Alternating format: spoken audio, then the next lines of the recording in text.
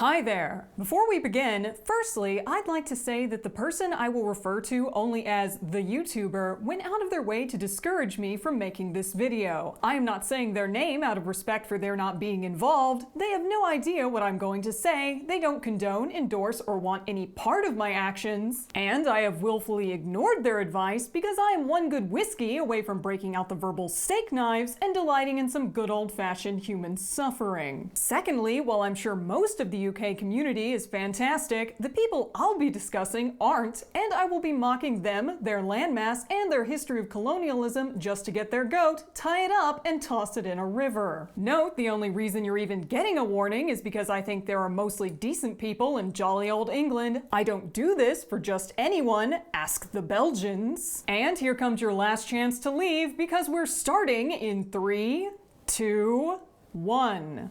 Citizens. The world is very different now.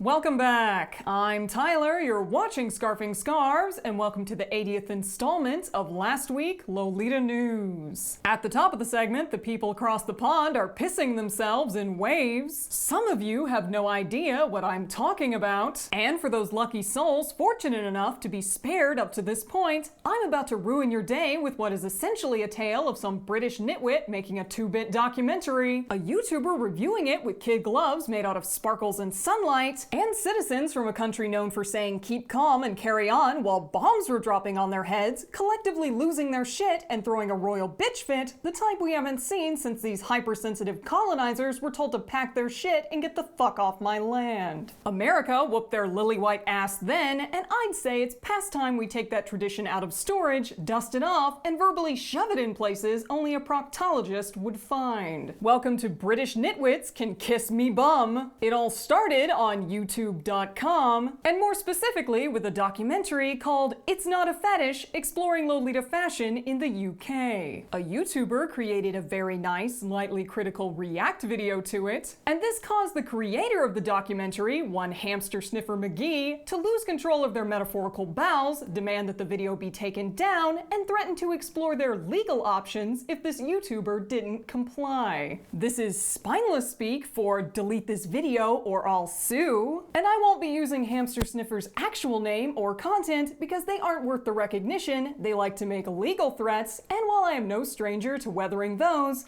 I do know that YouTube's copyright system is fucked to such an extent that this video would be taken down temporarily. I would have to do the song and dance of angrily reposting it on any platform that would take it out of spite. And after the last round of bullshit, I would rather just tell you this story in a way that will make Hamster Sniffer McGee throw an emotionally incontinent temper tantrum knowing they can do fuck all to stop me. Because let me be very clear, I and the YouTuber in question have every legal right to review their dog and pony show documentary under the stipulations of fair use. Fair use, which according to copyright.gov permits the unlicensed use of copyright protected works in certain circumstances. Circumstances such as criticism, comment, news reporting, teaching, scholarship, and research. This means that you do not in any way need the permission of the copyright holder to use their work under these circumstances. A point that should be cogent considering without fair use, the angry dye job inhabiting our White House would have taken out any news organization not reporting on him like his dick alone could cure cancer. It would appear that the UK has fair use too. It's called fair dealing, and wouldn't you know that it covers the use of copyrighted works without needing to ask permission for the purposes of research, private study, criticism, review, quotation, and the reporting of current events. So either Hamster Sniffer made it all the way through their broadcasting school without studying for 5 fracking seconds, or they are a petulant coward too high on their own narcissism to consider that threatening to sue someone who said something you don't like makes them look like a craven, spineless little crybaby, one unkind word away from gobbling their barrister's cock. But I'm getting ahead of myself, and I did say I would explain this shit, so let's get back to square one. What did this YouTuber possibly say to piss off the creator of It's Not a Fetish Exploring Lolita Fashion in the UK? Well, they made a good point about how that title is unfortunate at best in extremely polite terms. They said it in such a way that would do the least amount of psychological damage to anyone receiving this information, likely with the creator in mind because they possess a soul. I have no such scruples. So when I tell you that this looks like it was thought up under a mix of Oxycontin and a low-grade concussion, I mean that titling something It's Not a Fetish right up at the front is like walking into a room full of Nobel laureates and bleating that you're not a fucking idiot. No one asked if you were an idiot, but let me tell you, they now certainly think that you are. In summary, this is a clickbaity title written by someone with a clickbaity brain, and the value of this documentary is about on par with what you would get by clicking on an article titled Eat This One Weird Food and Lose 50 Pounds, You Gullible Clown. So we're not going to focus on that video. Instead, we are going to focus on how Hamster Sniffer McGee saw this YouTuber's video, flipped shit, and threatened legal action with the backing of their union. It's certainly apparent that there's no union between their brain cells. They have obviously never heard of the Streisand effect, because in demanding that this YouTuber take down their perfectly nice, lightly critical video with few views, they have now summoned the most ancient of lizard brain responses, otherwise known as I'm about to ruin your fucking day. Spurious threats of lawsuit just so happen to be my button, and I will now make that entirely your problem. Now, it should be noted that the YouTuber has since taken down their video because they'd rather be cautious with the feelings of those involved. Feelings which have now begun penetrating my inbox to roughly the tune of a sustained, obnoxious, high-pitched whine. Like a small child after you told them to stop biting the person next to them, who now feels so put upon to be held accountable for their bullshit, they need to inflict their emotional terrorism on anyone who will listen. These messages can be summarized as talking about what happened with Hamster Sniffer McGee and the UK community is not okay because the community is in uproar over it and some members have been diagnosed with anxiety, which roughly translates to, even though Sniffer and the Shit Squadron started this whole affair, I am not allowed to speak about it because insert completely irrelevant information here. To put this in perspective, this would be like if the Texas Lolita community had verbally bitch slapped some random person for unjust reasons, and that person was not allowed to say anything about it because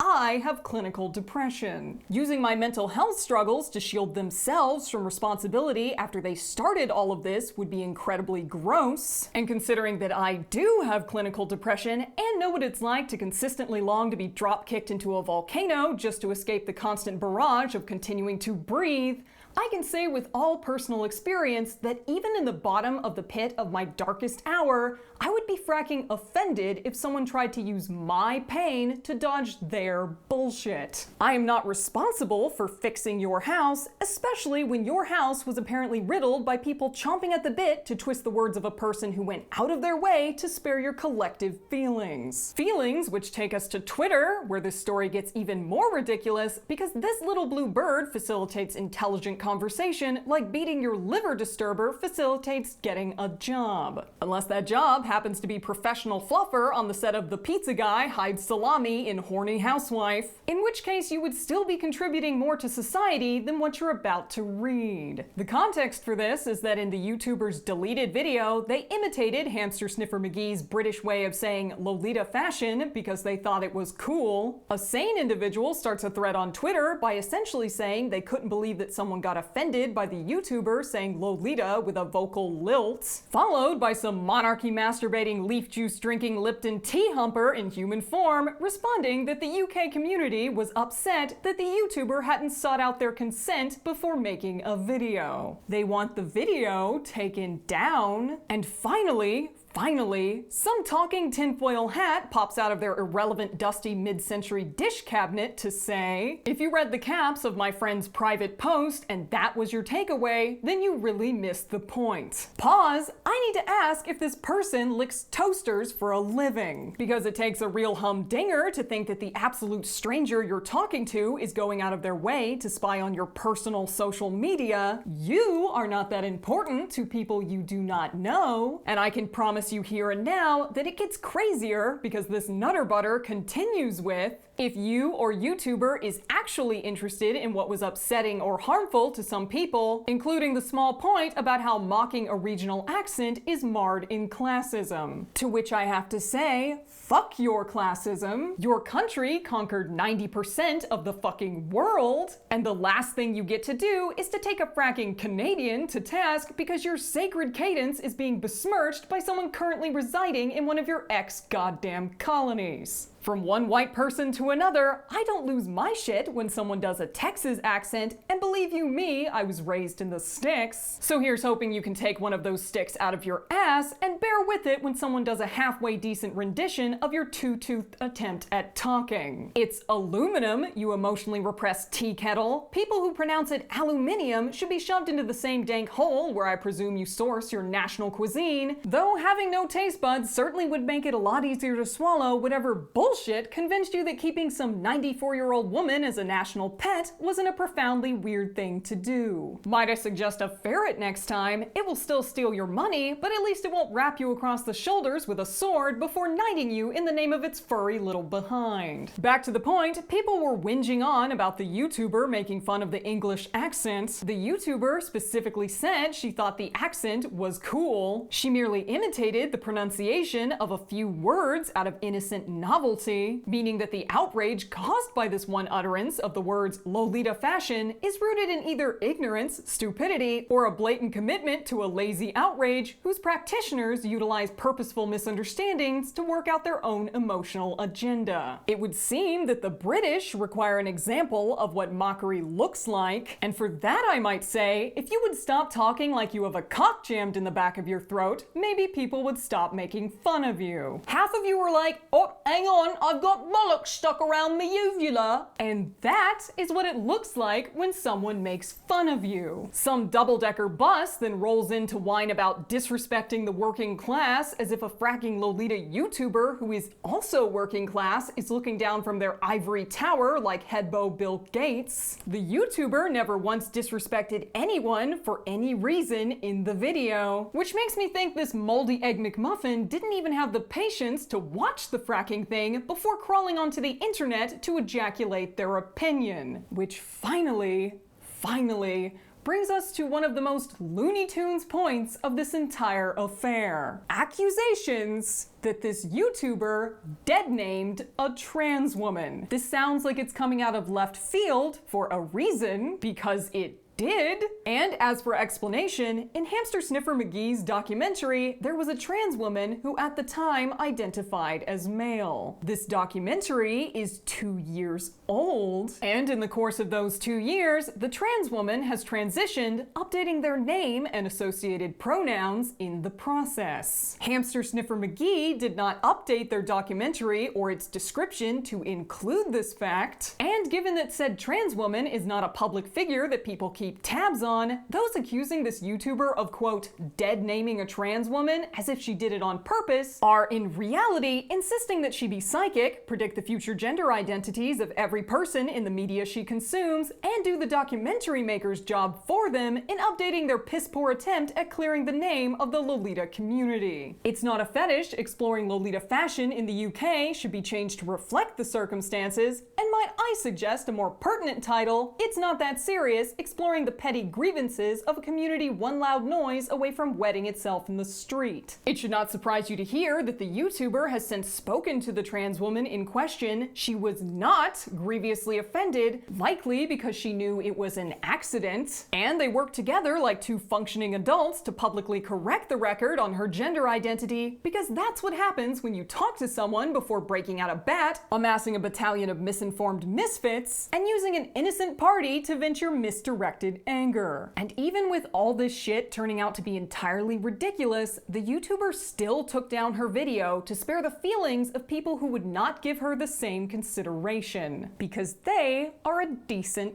person. A decent person that, again, told me I shouldn't make anything like this video, primarily because they care about human beings and have a soul. I have no such moral encumberments, and that finally brings us to the question many of you have been asking all evening. The gleeful sadism for sadism's sake aside, why would I go out of my way to shove this information into your brain? Well, it breaks down into three things. One, it's currently my job to report on the goings-on in the Lolita community, what with my program being called something along the lines of Last Week Lolita News. Two, spurious threats of legal action if someone doesn't take down a video are a sure way to piss me off, given my personal history of having to deal with them, which means misusing the law as a cudgel makes me want to beat you with the same. And three, as someone whose job description now entails some semblance of journalism, few things chat my hide more than hearing some overgrown mouth breather assert that no one can criticize them without their permission, as if their artistic discharge is in some way immune from fair use, fair dealing, or fair invitation to tell them to suck a corned beef torpedo. Moreover, and while I hate to bring up the slippery slope,